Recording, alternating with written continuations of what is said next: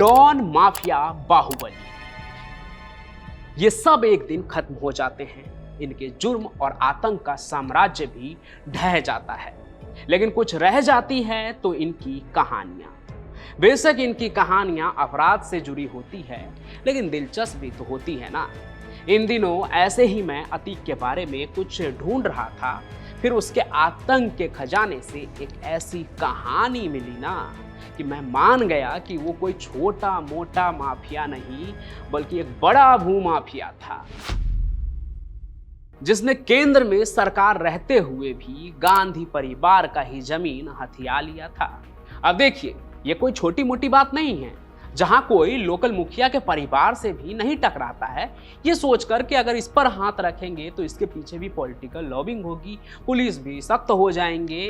तो वहीं दूसरी तरफ अतीक अहमद नेहरू जी वाले सीट से जीतकर सांसद क्या बना, वो सीधे गांधी परिवार के जमीन पर ही हाथ डाल देता है। तो वो कहानी क्या है? गांधी परिवार की वो जमीन कौन सी थी, किसके नाम पर थी, और अगर जमीन पर कब्जा हुआ तो आगे क्या हुआ भैया? आइए सुनाता हूं आपको वो पूरी कहानी एकदम शुरुआत से। तो ये बात 2007 की है और अब तक अतीक 5 बार के विधायक के बाद 2004 में ही सांसद भी बन चुका था, वो भी फूलपुर लोकसभा क्षेत्र से। वही सीट जहां से चुनाव जीतकर जवाहरलाल नेहरू देश के पहले प्रधानमंत्री बने। उनके बाद उनकी बहन विजय लक्ष्मी भी वहां से चुनाव जीत चुकी हैं। ऐसे में अतीक का वहां से चुनाव जीतना एक बड़ी बात थी। माफिया बाहुबली के बाद विधायक तो वो था ही, सपा के सरपरस्ती में वो सांसद भी बन चुका था। ताकत कई गुना ज्यादा उसकी बढ़ चुकी थी, जिसका सबसे बड़ा सबूत सिटिंग एमएलए राजूपाल की हत्या भी था। इधर उस वक्त तक गांधी परिवार के सिचुएशन की बात करूं तो देश में उनकी कांग्रेस पार्टी की सरकार थी, मनमोहन सिंह प्रधानमंत्री थे और सोनिया गांधी कांग्रेस की अध्यक्ष थी। अब बात करते हैं कि जमीन कौन सी थी और गांधी परिवार के किस सदस्य की थी। तो देखिए, जहां से मौजूदा गांधी परिवार की शुरुआत हुई थी ना, यानी तत्कालीन प्रधानमंत्री इंदिरा गांधी के पति फिरोज गांधी से, और इनके ही बहनोई के परिवार में एक सदस्य है वीरा गांधी। आज के प्रयागराज में और तब के इलाहाबाद के सिविल लाइंस में उनकी एक प्रॉपर्टी है पैलेस थिएटर नाम से, और इसी पैलेस के पीछे एक और प्रॉपर्टी वीरा गांधी के नाम से भी थी, और ये प्रॉपर्टी काफी कीमती भी थी। तो होता क्या है, इसी प्रॉपर्टी के पास में अतीक ने भी एक जमीन खरीद ली। फिर धीरे धीरे अतीक की माफिया निगाहें वीरा गांधी के प्रॉपर्टी पर भी पड़ने लगी। अब यहाँ कोई दूसरा माफिया होता या बड़ा गुंडा तो वो परिवार के बैकग्राउंड को सुनकर ही उन पर हाथ डालने से डरता, लेकिन वो तो अतीक अहमद था। 11,000 करोड़ से ज्यादा की प्रॉपर्टी थी उसके पास। खानदानी रईस तो वो था नहीं, और 5 बार के विधायक और 1 बार के सांसद बनने से इतनी कमाई नहीं हो सकती है। मतलब आप समझ ही गए होंगे कि अतीक के लिए संपत्ति जुटाना कोई बड़ी बात नहीं थी, फिर चाहे वो किसी की भी हो। इसलिए उसने गांधी परिवार के बैकग्राउंड को भी कुछ नहीं समझा और अपने आदमियों को भेजकर वीरा गांधी के जमीन पर कब्जा कर लिया और बाकायदा अपने नाम से ताला भी जड़ दिया। अब तक की कहानी सुनने के बाद तो यही लग रहा होगा कि अतीक अहमद ने कब्जा कर दिया होगा, तो क्या हुआ होगा? वीरा गांधी पुलिस के पास गई होगी और उनकी पहचान सुनकर ही मामला क्लियर हो गया होगा। तो जान लीजिए, इलाहाबाद में अतीक अहमद का रुआब या खौफ जो कह लीजिए ऐसा था ना कि उसे पेशी पर ले जाने से पहले पुलिस वाले ना अपना नेम प्लेट भी छुपा लेते थे कि कहीं अतीक को उसका नाम ना पता चल जाए। बाकी जिस 2007 की मैं बात कर रहा हूं, तब अतीक के समर्थन वाली ही सरकार थी राज्य में।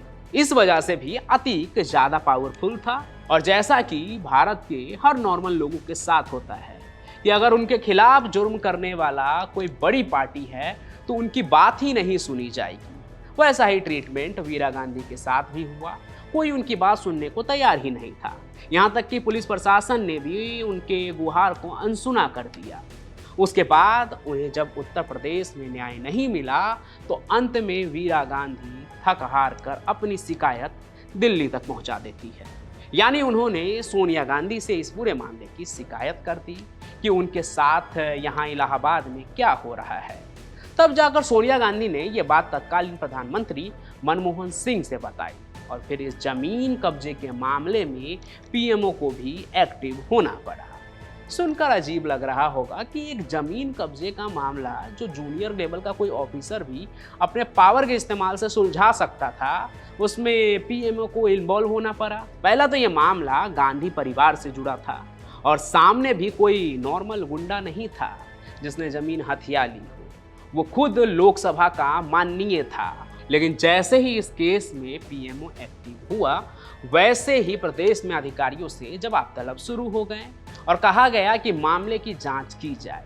इसके बाद जब दिल्ली का प्रेशर बढ़ा, तब जाकर अतीक अहमद को मजबूरन वीरा गांधी की वो प्रॉपर्टी जो है वो अपने कब्जे से बाहर करना पड़ा। लेकिन अतीक की असली प्लानिंग तो कुछ और ही थी, वो तो कुछ और ही बड़ा सोच के बैठा था।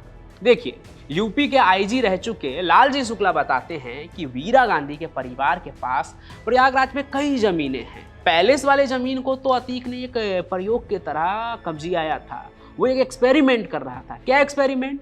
कि अगर ये कब्जा जो है आसानी से निपट जाएगा, यानी कि कोई उनके खिलाफ नहीं जाएगा और ये ज़मीन हमेशा के लिए अतीक की हो जाएगी, तो वो गांधी परिवार के बाकी सभी ज़मीन पर भी कब्जा कर लेगा।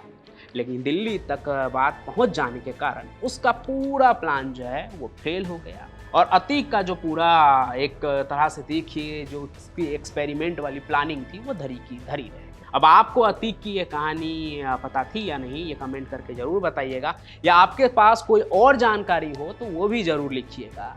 साथ ही साथ इस वीडियो को लाइक कीजिए, ज़्यादा से ज़्यादा शेयर कीजिए और हमारे इस चैनल को सब्सक्राइब जरूर कर लीजिए। नीचे लाल कलर का बटन दिख रहा होगा आपको, ताकि जब भी मैं कोई नई कहानी लेकर आऊँ ना, तो उसका नोटिफिकेशन आप तक पहुँचे बिना किसी रुकावट के। बाकी मैं पंचम प्रकाश मिलूंगा आपको क्राइम के किसी और कहानी के साथ किसी और सफर में। तब तक के लिए आपका बहुत बहुत धन्यवाद।